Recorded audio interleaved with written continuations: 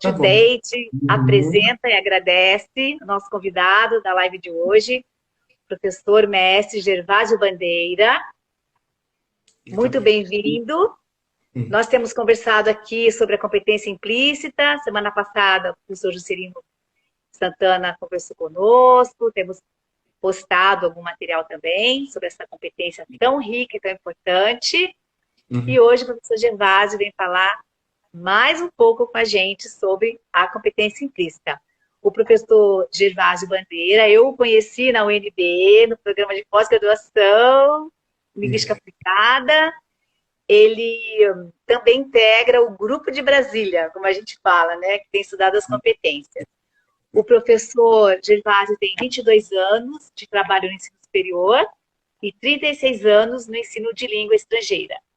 É tradutor, licenciado pela UNB e mestre em Linguística Aplicada pelo Programa de Linguística Aplicada da UNB. Juscelino chegando. Boa noite, Juscelino. Ele também tem publicado Uhum. artigos, um A deles, Linec um também, capítulo de uma um amiga. livro, nós mencionamos na live passada. Foi. Hum. É. Desculpa, te cortei, Gervásio. Não, não, só estava aqui chamando a atenção da Lineca, que entrou aqui também, uma amiga Ai, que daqui, que gostoso, atua na lá. O área também de ensino Juscelino de língua. também. Boa noite.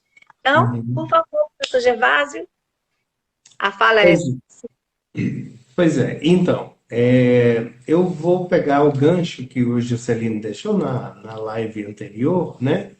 Não vou me deter muito na questão da noção de competência, né? Apesar de nós sabermos que hoje, em dia, os institutos formadores de profissionais, né? Eles têm dado muita importância à questão da competência dentro das suas empresas, né? Um exemplo disso é algumas faculdades, né, no curso de administração, elas têm uma disciplina específica chamada competências. Que pena que a gente não tem isso na nossa linguística aplicada ainda, né? Essa disciplina específica, para você ver a importância que tem, então, Sim, esse tema, né, para o profissional contemporâneo, né? Hoje nós não buscamos mais, né, enquanto, digamos assim, uma organização, né, não me restringindo apenas à escola, né, mas vou iniciar tocando no geral, né. Muitas organizações têm procurado trabalhar com seus funcionários, e isso é cada vez mais visível, por meio da modelo de competências, né? Normalmente eles chamam, o que difere a linguística aplicada, a forma que nós trabalhamos competência, né? A forma que nós entendemos competência, e as outras empresas, né, na área administrativa, eles têm uma listagem, né, que eles chamam de competency, com Y no final, né? Então, esse competency seriam todas as competências que a organização, a empresa deseja, né? Que são desejáveis para você atuar naquela empresa, né? Para você, então, se inserir no mercado de trabalho. E daí elas põem esse modelo de competency com o Y e os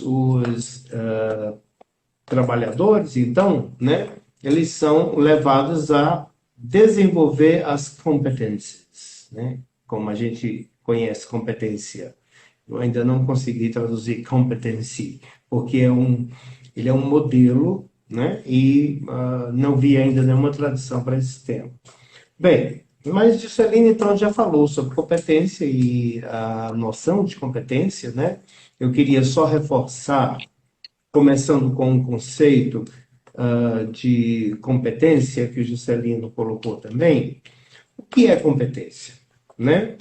Então, a competência, vou buscar novamente em Pernu, né? Que para ele é a capacidade de agir eficazmente em um determinado momento apoiado em conhecimentos, mas sem restringir-se a eles, né? Então vamos começar por aí.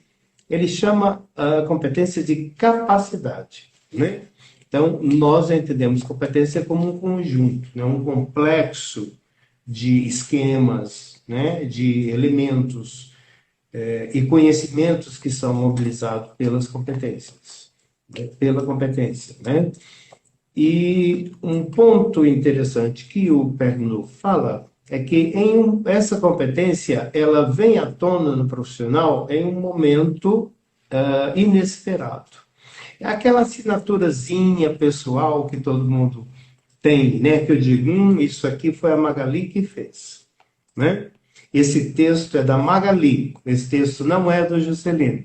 Ou então eu digo, esse texto aqui é do Juscelino, ele tem a assinatura do Juscelino, né? Então, quando a gente fala isso, a gente traz à tona, embora que não conscientemente, mas a gente traz à tona uma competência que nós não, às vezes, não conhecemos porque ainda não fomos apresentados ou não participamos ainda de um processo de formação por meio de competências, né?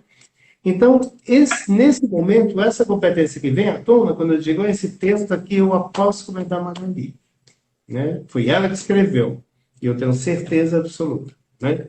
Então, essa competência que vem à tona é uma competência chamada competência implícita, né? É a sua assinatura profissional, né? Então, é o seu jeito, é como você se mostra para o resto das pessoas, né? Então, quando nós identificamos isso foi escrito por Magali, então vem à tona uma competência que ela indica, ela aponta, ela reconhece, né, determinados conhecimentos, determinados esquemas, né, que são típicos do seu uso, né? Então a gente, de alguma forma, acessa esse conjunto, né? Esse complexo, e daí a gente reage, né?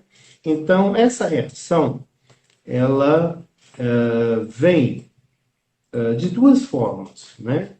A primeira forma é a explicitação do que você acabou de dizer, né? Você está em sala de aula, por exemplo, você não consegue resolver determinada situação e, de repente, você encontra um meio de se livrar daquele problema, né? Então, nós dizemos que nesse momento você, então, mobilizou a competência implícita, né? Ela se manifestou naquele momento. Agora, é importante ressaltar, Magali, que isso não é inerente apenas à competência implícita. Uma coisa interessante. Visto que o Pernod, quando ele coloca o conceito de competência, ele diz que essa competência ela vem no momento do inesperado, né? Então, esse momento inesperado, ele apenas diz a competência, não diz que é a competência implícita, né? Então, pode ser a competência teórica, pode ser uma outra competência que não a implícita. Então, esse traço, ele não é especificamente da competência implícita em si, né? Entendo. E o que isso quer dizer? Eu não sei se eu estou sendo bem claro, né? Sim, Como é que está estamos aí? Tem? acompanhando. Né? Então, assim, aí o que acontece então? Acontece uma coisa interessante que eu vou aqui segredar para vocês. Eu estava participando de um congresso e uma professora, doutora, que estava pesquisando alguma coisa, né?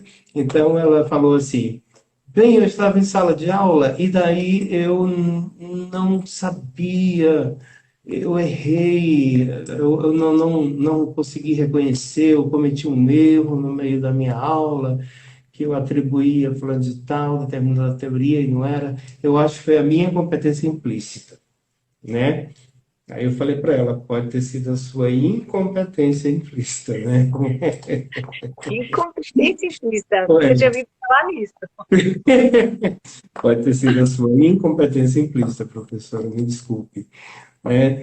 Porque se nós partimos do princípio de que competência ela é sempre positiva, como o Juscelino já ressaltou na última live Isso. dele, né? Nós não podemos, e partindo do princípio de que Almeida Filho ele propõe um modelo de formação de professores, né? Com um mínimo de competências, e ele enuncia a competência implícita como parte desse modelo de formação, então, já não cabe mais admitir, já não cabe mais aceitar esse discurso de que a competência implícita ela é uma competência que ela mobiliza crenças de base difusa, né?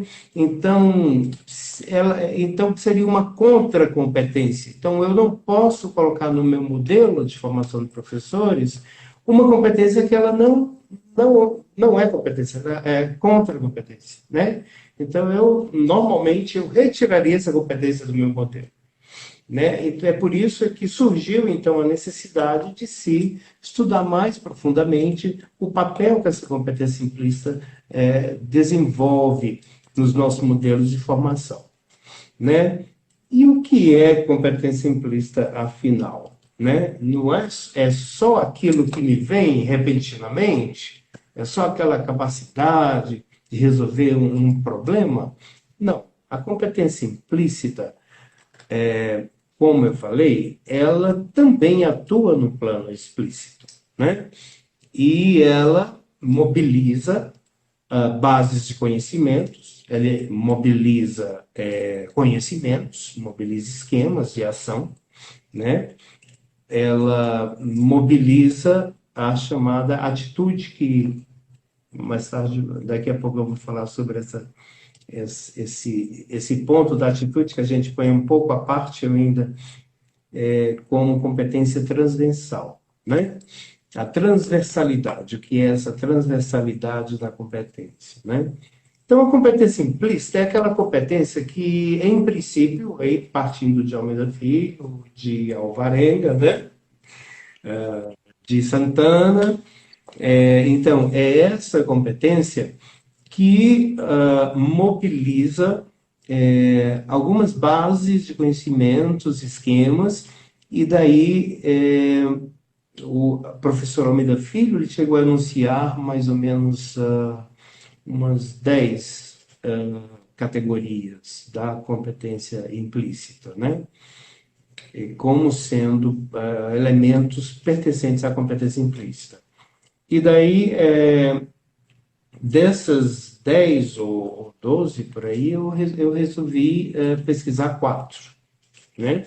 Então, a competência implícita, ela se coloca como um complexo, né? É algo que você se apropria, né? E para que ela coloque em ação, né, o conhecimento, ela se apoia em intuições, né, memórias, crenças e atitudes. Então, foram essas as chamadas categorias de informalidade da competência implícita, né? Então, e qual você gostaria de ouvir primeiro? Memória. Memória, ótimo, então. Né? Então, a memória, por que a memória? Né?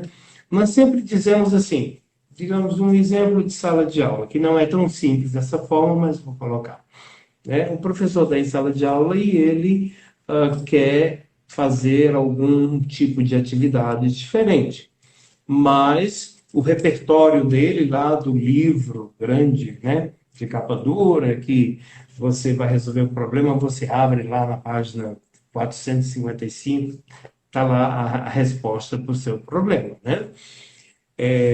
Isso não existe. Então, o que o professor faz? Ele recorre a alguma coisa naquele momento. Ele precisa resolver aquela situação, né?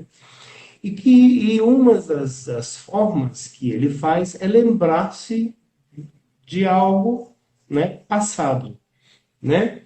Então, uma coisa é você lembrar de algo passado, uma coisa é lembrar, né? Então, ele então vivenciou, experienciou esse, esse momento, né?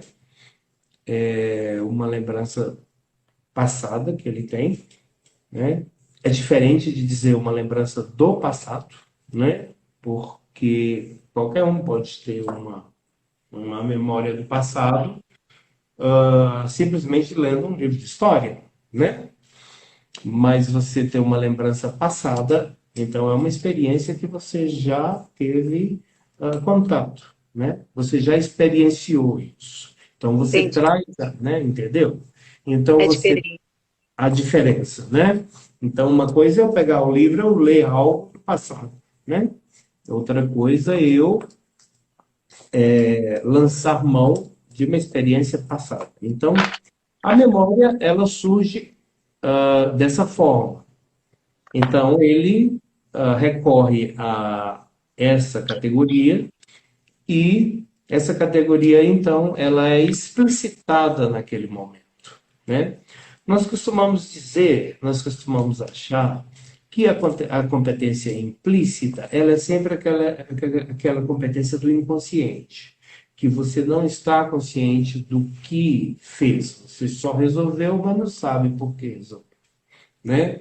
E é um erro ou um equívoco, né? Pensar assim, uma vez que, se eu tenho um problema de sala de aula para resolver, e eu recorro a essa memória que eu tive, né, a essa experiência do passado para resolver aquela situação, nesse momento já houve a explicitação. Então, a competência implícita, alguém deve fazer algum estudo, né? Talvez um outro nome que não seja implícita, seja uma competência informal. Eu já pensei se eu daria um nome, ou sugeriria um nome de competência da informalidade, competência informal. Porque nesse momento que você, então, lembra dessa atividade, trabalha essa atividade com seus alunos e você resolve o problema, já está explicitado, né? Então, naquele momento, a competência implícita ela não sai de cena e outra competência atua. Não, é a própria competência implícita mobilizando aquele conhecimento passado, não é o conhecimento do passado, né? Do passado. Me permite até no capítulo do livro, né? Ah, Você sim, explica bem essa parte. Lá na página 115, 114, 115, quando isso, você fala da memória, você sim, fala de conhecimentos passados, né? Que é isso. diferente do passado. Tá, obrigada. Tá, exatamente, na Pode página continuar. 115. Eu estou aqui olhando também, né? Quando eu falo experiência passada e não experiência do passado, então existe essa Que é diferença, diferente. né? É bem diferente. Então, é uma experiência vivenciada, né? E daí você resolve. O que é importante perceber é que a competência implícita, ela é também uma competência explícita. Ela pode não ser aplicada, né? Eu não posso dizer que ali houve a manifestação de uma competência aplicada, apesar de as duas serem o reverso, né? Um é o reverso da outra, como yin e yang, né? E então a memória ela atua dessa forma, né? E alguns autores, eu não vou entrar muito em epistemologia ou filosofia do conhecimento, ou filosofia da ciência, né?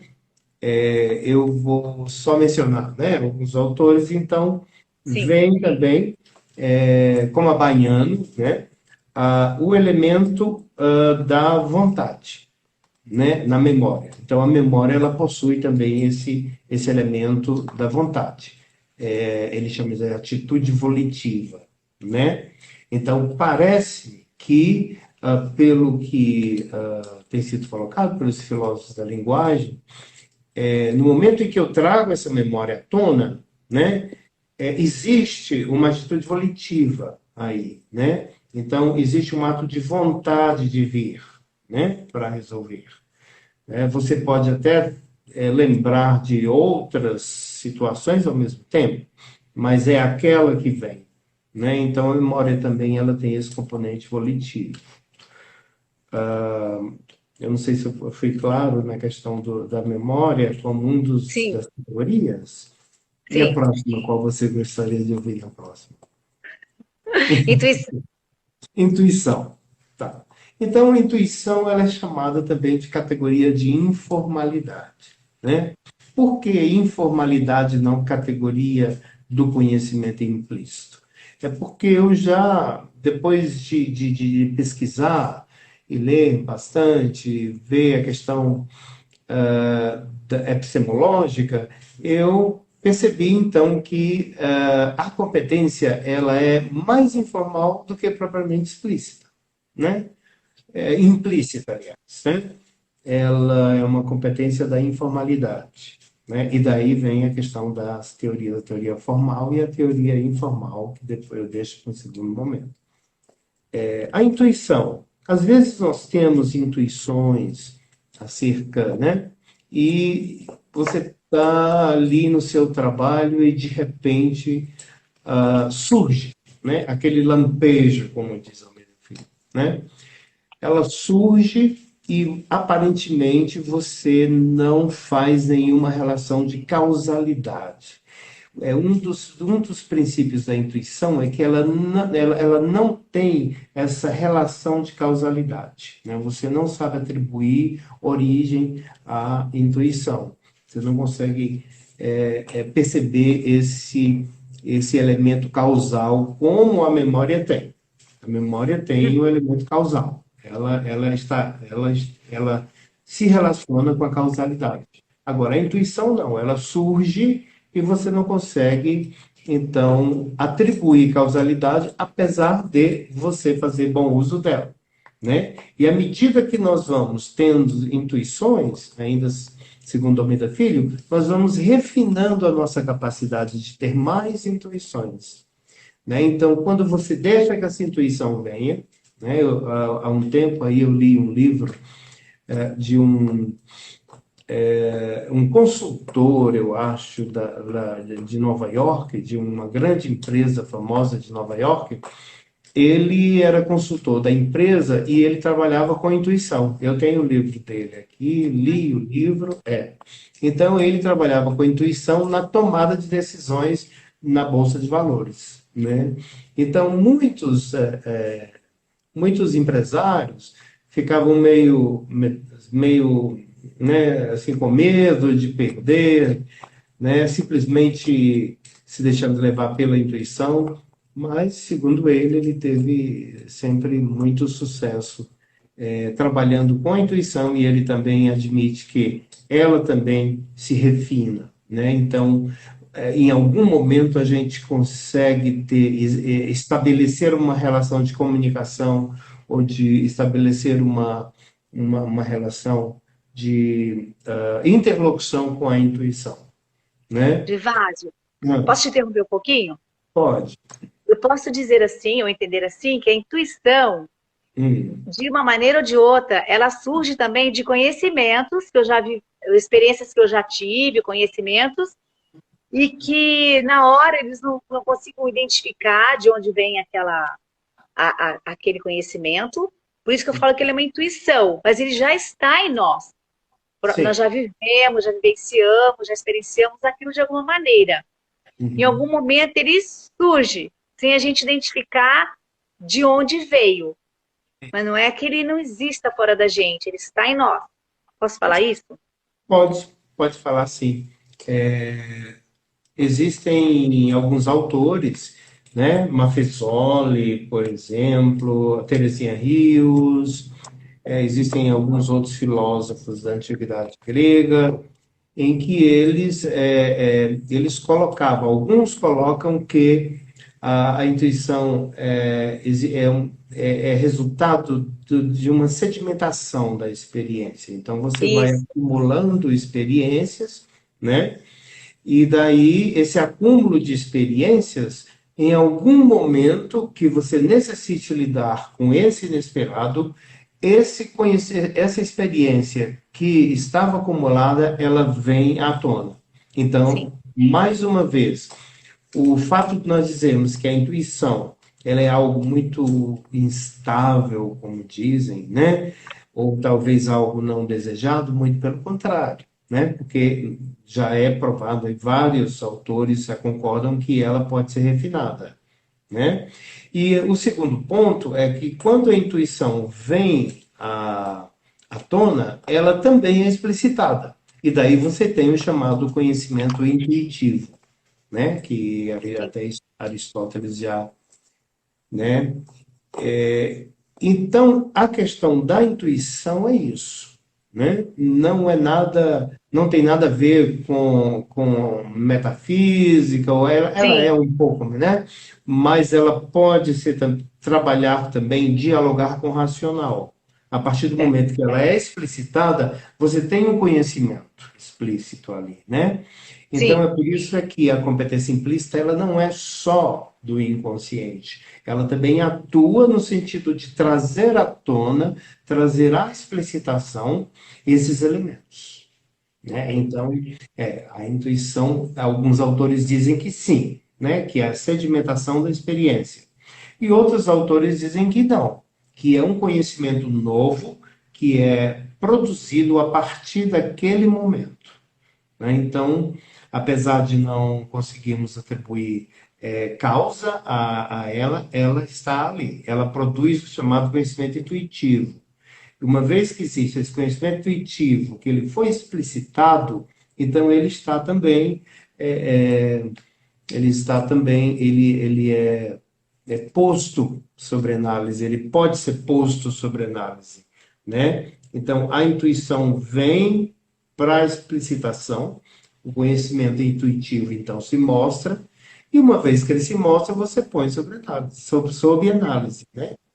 Então, é uma das questões que alguns teóricos têm debatido se a gente se pode ou não, né? Se essas teorias podem ser consideradas como relevantes, como aceitas dentro da concepção da teoria clássica, né? Porque até hoje nós ainda estamos sob o jugo da teoria clássica da física, né? Do método da física. E a sociologia, por exemplo, segue o método da física, né? A psicologia também tende a seguir o método da física. Então, infelizmente, algumas ciências ainda estão presas a esses métodos clássicos, que é o método, né, você tem, por exemplo, determinado conhecimento que você traz e põe sob análise, ela tem que ser testada, né? Ela tem que ter um grau de falseabilidade, ela tem que resistir a esse nível, a segunda fase da falseabilidade, e ela tem de ser reproduzida. Então, esses são os três critérios de você considerar esse conhecimento para efeito de uma teoria posterior, né? é. O próximo, então, que restou para a gente, depois da Crença. intuição, crença, ótimo. Então, crença é o melhor. Trazendo de novo o Abaiano, que é um filósofo, né? No dicionário dele, ele diz que crença é uma. Deixa eu dar uma olhada aqui, né? Aqui, diz que Sim, crença é uma adesão a uma proposição qualquer. Então, a gente, assim, bem geral, a crença seria uma adesão a uma proposição qualquer. Só que quando nós falamos isso, nós temos de perceber que existem graus, né, mais aprofundados. Tendo em vista que a crença ela é considerada uma das categorias mais estáveis, né, dentro do corpus aí, do conjunto, né? Ela, inclusive, é estudada na própria ciência formalizada, né, na teoria formal, no momento em que ela também, a crença, ela tem uma relação causal, né? E você tem, por exemplo, nos filósofos antigos, lá remontando a Sócrates, por exemplo, você tem a crença da verdade do espírito, né? Da verdade do espírito e a crença a crença falsa, né? Que se chama da crença da mentira, a crença falsa, aquela que não se sustenta, né? Então, enquanto a crença se sustenta, ela vai se fortificando, né? Porque ela vai passando por aqueles processos que a ciência clássica coloca os conhecimentos, né, dentro da, da, da, da exigência da teoria, né? A crença, ela pode ser testada, a crença, ela pode ser colocada sob o princípio, né, da falsibilidade e ela também pode ser reproduzida, né? Portanto, a crença, ela pode, além de mais do que virar um pressuposto, né? Ela pode passar a níveis mais estáveis, né? E você está pensando em alguma coisa? Juscelino, Gervásio, meus colegas. Posso fazer uma pergunta?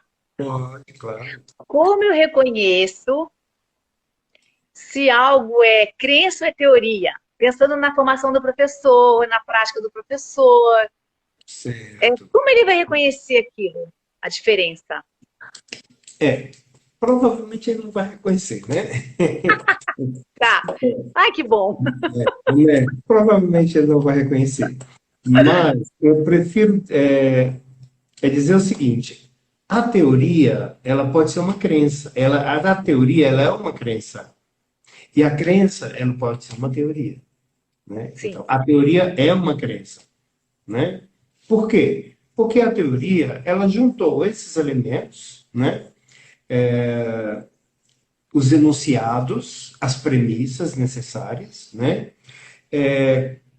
Aplicou os critérios de testagem, de falseabilidade, de reprodução. A teoria, ela precisa de, pelo menos a teoria clássica, né? Do método da física. Então, eu tenho que testar essa crença. Se ela resistir à testagem, ela passa para o princípio da falseabilidade, né? Se ela é falsa ou se ela é verdadeira. Então, eles fazem essa diferenciação entre a crença verdadeira do espírito, que é a crença formalizada. Então, ela chega a um grau de formalização que ela acaba se tornando uma teoria, né? Então, até a teoria, ela não implica que seja a verdade, embora ela procure a verdade, né? Se existir um momento em que a crença, em algum momento, ela for posta em dúvida, então ela deixa de ser crença para ser uma atitude de descrença, né? Então ela põe toda a teoria por baixo, né? De água abaixo. Então você tem que recorrer, porque para teorias, para a formulação de uma teoria, ela requer fatos, né? E não são poucos, tá? São muitos. Então, se a gente for testar uma crença, se ela é uma teoria, a gente tem que ter, então, um número grande e a teoria seleciona. Seleciona, você não pode dar com um número infinito de crenças, né? Então, aquelas crenças mais fortes, elas vão atingindo um grau maior de estabilidade até se transformar numa teoria. Então, a crença, ela é uma teoria, ela pode ser uma teoria, né? Agora, nem toda a teoria é uma crença, né? Agora, a crença, ela pode ser uma teoria. Será que a gente consegue dar um exemplo na nossa área? Sim, Tá. se você diz, por exemplo, na área, você diz, para eu. Aí já vai falar. Para você aprender inglês, você tem que viajar para um país que fale a língua nativa, né? Então, isso é uma crença, né? Agora, se você diz que Se você não viajar para um país de língua nativa, você não aprende inglês. Aí você já tornou a crença em descrença. Porque você colocou em dúvida a asserção, né? Você colocou em dúvida o pressuposto. Então a crença ela cai, né? Aí ela não pode caminhar para se tornar uma teoria, né? Então, Ok, entendi. porque daí você entendeu? Se eu digo, se eu não viajar para os Estados Unidos, eu não vou aprender inglês. Então, nesse momento, esse caminho da crença até chegar à teoria, aí a teoria já cai por terra, né? Entendi, É entendi. como, por exemplo, lei, né? A lei, se eu digo, a lei da gravitação, né? Se eu digo, a Terra gira em torno do Sol. Isso é uma crença, né? Porque até onde nós sabemos, a Terra gira em torno do Sol. Mas nós sabemos também que daqui mais ou menos a uns 3 bilhões de anos, a Terra não girará mais em torno do Sol, porque o Sol já terá engolido a Terra. Então, Hum, já terá. Então, tem isso, certeza disso? né? Certeza absoluta. E Tem são certeza disso? Olha o que você está os, falando, Gervásio. sim, o Sol tem mais 6 bilhões de anos, né? A idade dele é 10 bilhões, nós já estamos lá na 5 bilhões, ele já é crescidinho já, né? Então, eles dizem, há uma lei, né? A Terra gira em torno do Sol, mas não faz girar indefinidamente. Então, até onde eu sei, ela gira em torno do Sol. Então, é uma crença, né? Você não pode segurar isso como lei até o momento em que o Sol virar uma gigante vermelha e começar a engolir os planetas internos, né? Aí a Terra provavelmente vai ser engolida. Então, essa teoria já foi por água abaixo, né? Então, entendeu, Magali? É nesse sentido que a crença se fortifica e se revitaliza, né? É nesse momento que nós podemos dizer que a crença tem um alto nível de aceitação, de verdade e de estabilidade, né? É a categoria mais estável que nós temos na competência implícita é a crença. É crença. Vamos pensar mais um exemplo na nossa área? Será? A gente Sim, consegue. certo. Para a crença, É, só consigo aprender inglês se for um professor nativo, né? As escolas colocam todos os nossos professores são professores nativos. É uma crença, né? Por quê? Então, aí eu já volto para o pego nu, né? O professor nativo, ele tem uma competência comunicativa muito boa, né? Ele culturalmente, né? Ele tem a cultura do seu país ali para apresentar, né? Mas esses conhecimentos que o professor nativo tem não são suficientes para colocar em mobilização outros conhecimentos necessários para que uma operação de ensinar eficaz seja feita ali, né? Aconteça. Então, ao professor nativo vai faltar, então, outros conhecimentos desejáveis na hora de um momento de imediato ali, sim. né? Um momento de Caso dele incerteza. não ser professor também, né? Ele Ele não pode ser ser, professor no também. caso dele não ser, só o fato É, dele ser nativo, sem ele e ser professor. Tá. exatamente. Ele não tem todos esses conhecimentos pedagógicos necessários, né, Sim, para lidar com determinadas situações. Aí ele vai precisar da ajuda de outros ou estudar um pouco mais, né? entendi. Só falar a língua inglesa não implica que você consegue ensinar a língua, né? Sim, É por isso que às vezes nós ouvimos dizer, eu consigo aprender mais com aquele professor que fala mais ou menos do que com aquele que fala bastante, né? Por quê? Né? O que acontece nessa interação de sala de aula que o professor que fala um pouco menos, ele consegue fazer com que os seus alunos se desenvolvam. Aí está a essência do modelo de competências de ensino e aprendizagem. porque ele tem como premissa levar o aluno a uma independência, né? a, a ser um pesquisador no futuro, né? A perceber que conhecimentos ele tem, onde estão, como mobilizar esses conhecimentos, né? E como buscar conhecimentos que lhe faltam, né? Então, Certo. esse é o objetivo, né? E daí, Bem interessante, professor. né? Então, Não sou obrigada. Nos faltou agora, para fechar, essa atitude, parte da atitude, do transversal. atitude. Isso, o Almeida Filho, mais uma vez, ele chama a atitude de uma adjetivação da ação, né?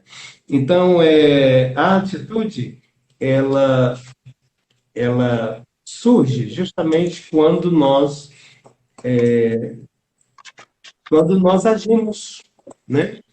Então, quando nós pensamos em agir, aliás, né? Eu digo, eu vou estudar inglês, né? Vou estudar espanhol. Então, você já se prepara, a sua mente, né?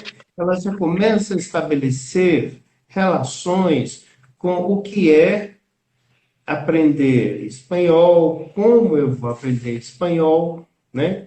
Então, a atitude, ela acaba, ela acaba não, ela é, né, disposição, uma predisposição para a ação. Ela é um estado mental, né? Então, a atitude, ela atua no mental, né? Assim como a crença também. Então, as duas, elas têm essa peculiaridade, E né? ela chama para ação, né? Ela chama para ação.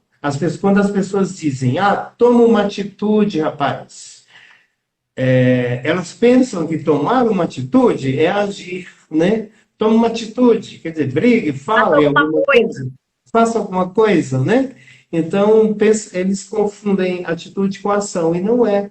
Quando eu digo toma uma atitude, eu digo prepare-se para agir, né? Então, esse estado mental das coisas é que nós chamamos de atitude. Então, quando o Almeida Filho diz que ela é a adjetivação da ação, é porque eu não posso colocar atitude isoladamente das nossas ações. Qualquer Sim. ação humana, ela é permeada de atitudes. Então, eu sempre tenho uma atitude antes de agir em qualquer situação, né? Então, É como se fosse trazendo uma decisão. É como você falou, é um estado mental, né? Que você falou. estado mental, É isso. Como se fosse uma decisão, uma coisa interna que se concretiza na ação. na ação, Posso falar exatamente. assim? E pode falar. Você pode falar que é um estado em que você se prepara para agir, né? É aquele momento inicial, né? Mas você ainda não agiu, né? Então, ela vem acompanhando essas nossas ações. Toda e qualquer ação humana é permeada por atitude. Então, pegando dos modelos pedagógicos, né? Das competências transversais, dos modelos pedagógicos, que as disciplinas de determinado nível, o ensino médio, essas disciplinas elas não alcançam determinadas necessidades, como, por exemplo, saber ler. Isso aí não é você não tem essa disciplina, ela não existe, né? Ela não existe na escola, saber Sim. ler, Sim. né? Então, É. você diz que há um sentido de transversalidade aí, porque você necessita disso para resolver um problema matemático, para ler uma questão matemática, né? Para ler um texto e entender esse texto, né? Então, você tem esses outros conhecimentos ou saberes que são conjuntos de conhecimentos, né? Então, o saber é um termo mais usado quando nós tratamos de um conjunto de conhecimentos, né? Alguns equiparam saber a conhecimento, mas não. Saber, ele é um conjunto, o acúmulo de conhecimento constitui o saber. Então, a atitude, então, Ok. seria isso, né? Tá. Que interessante, hein, professor? Quanta coisa para a gente pensar, para a gente refletir para e sobre a nossa formação como professores de língua estrangeira. Que a Sim, competência implícita, aparentemente, aquela coisinha tão pouca e tão ali escondida, ela guarda tanta riqueza e tanta compreensão acerca da nossa formação, da nossa praxis, ou a prática, e praxis, né, como o professor Juscelino fala, né, né, uma coisa. e Paulo Freire também. Quanta beleza, né, quanta possibilidade, né, nessa competência implícita que a gente Então, vai descobrindo ao estudá-la, não é mesmo? exatamente, porque é engraçado, porque a gente sempre, no processo de formação, você atribui esses modelos ao professor, né? Mas há um olhar, né, do modelo também para o aluno, né? Ele tem muita competência implícita, né? Sim, E isso poderia ser trabalhado com mais profundidade, no sentido de que essa competência ela é desejável, sim, porque ela existe, ela mobiliza a sim, base do conhecimento, né? sim. E por que não trazer isso?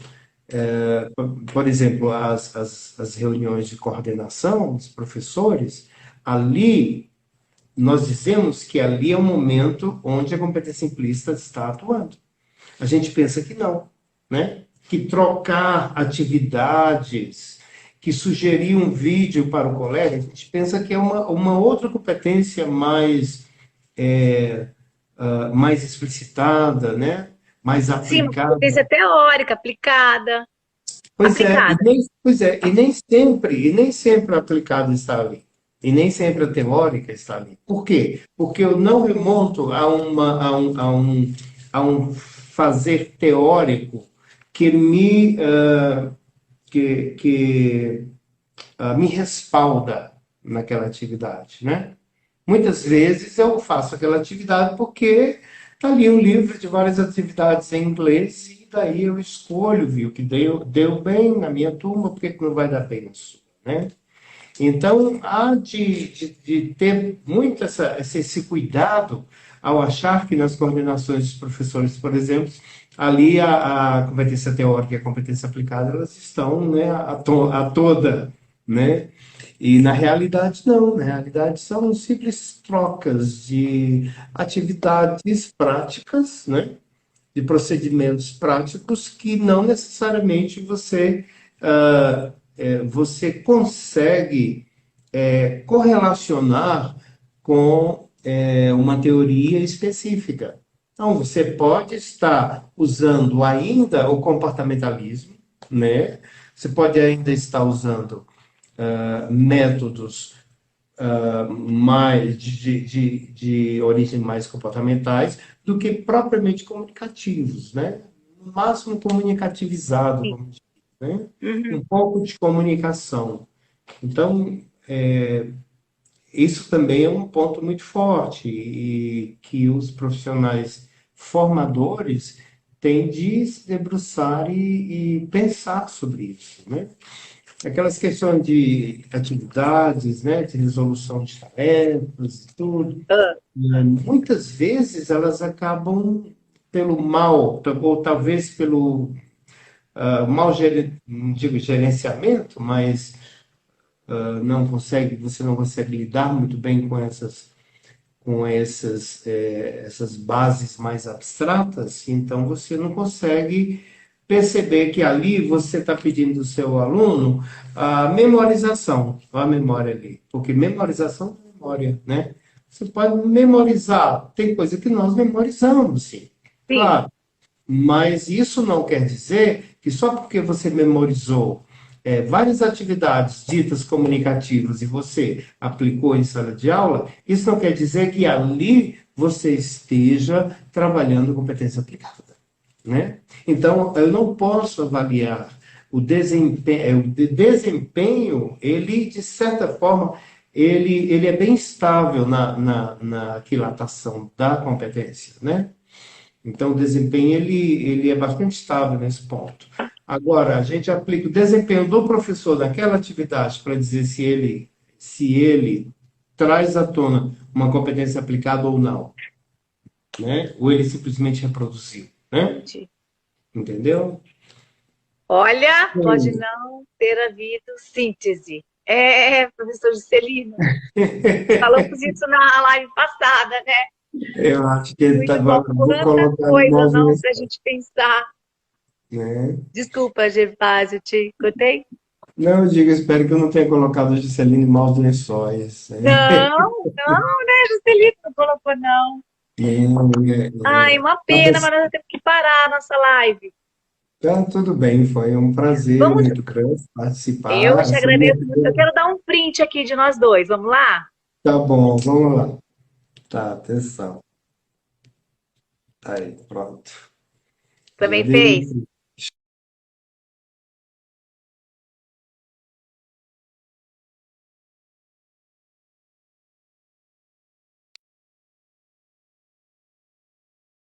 Conectando. Então, agradecer muito ao professor Gervásio pela sua contribuição na live, esclarecimento, né? Quantas ideias, quanta reflexão para a formação do professor, né? Tanto em exercício da profissão quanto pré-serviço. Agradecer as pessoas que nos ouviram, que enviaram seus comentários. O UpToDate agradece e vamos nos ver mais vezes. prazer, foi meu, sempre, né? Muito obrigado, espero que tenha sido claro, Magali, assim, Sim, né? anotei umas coisas aqui para depois buscar, Depois, né, refletir mais, conversar e buscar textos. Foi muito bom. tá tudo Obrigada. nada. Boa Tá, noite a todos. boa noite a todos. Obrigado pela participação. Tá. Obrigada. Obrigada a você também, Ah, Juscelino. Juscelino escreveu ali, obrigada por compartilhar essa capacidade de teorizar. teorizar, cabe, né, De cabo de língua. língua, né? O O ensino ensino de... de língua. Sim, Juscelino. Obrigada. Um abraço, Juscelino. Tá bom, até mais. Tchau. Muito obrigado pelo Obrigada. convite. Tá bom, tchau. Tchau.